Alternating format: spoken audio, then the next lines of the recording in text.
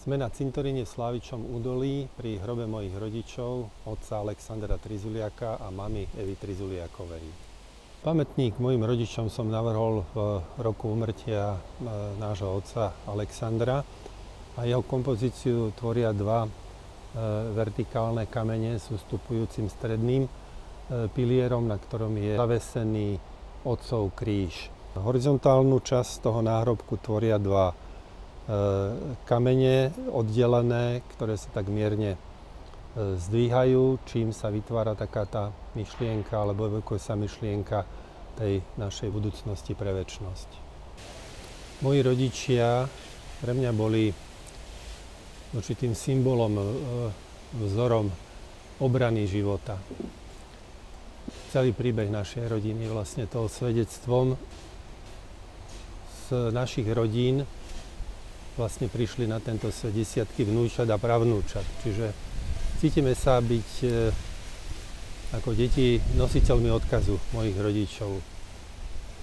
Špeciálne teda mama túto vec nosila v svojom srdci a prišla jedna situácia taká ťažká, keď starý známy priateľ sa pýtal mami, a to ste si nevedeli nejako pomôcť?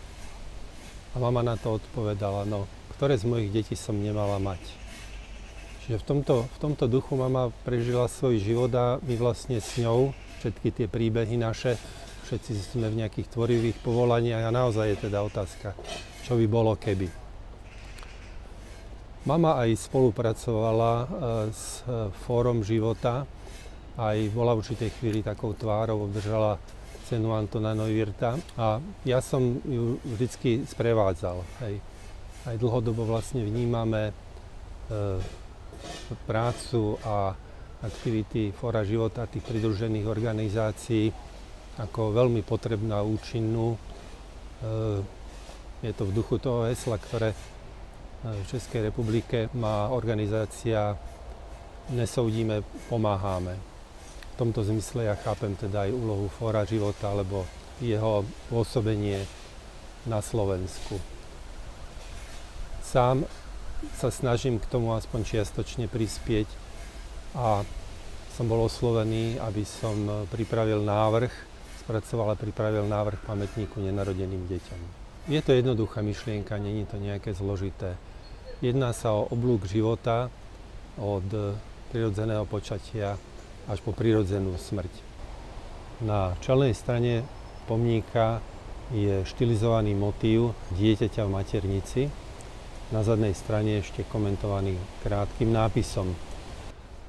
V našom návrhu je pomník osadený do kruhového základu a priestor medzi tým pomníkom a tým kruhom je vysypaný štrkom. Čiže ten samotný návrh nie je zložitý. Keď som uvažoval o realizácii tohoto pomníka, tak som práve zvažoval tú jednoduchosť realizácie pre kohokoľvek. Čiže zámer je určitým spôsobom v rôznych podmienkach túto myšlienku, ktorú sme do toho vložili, niesť ďalej.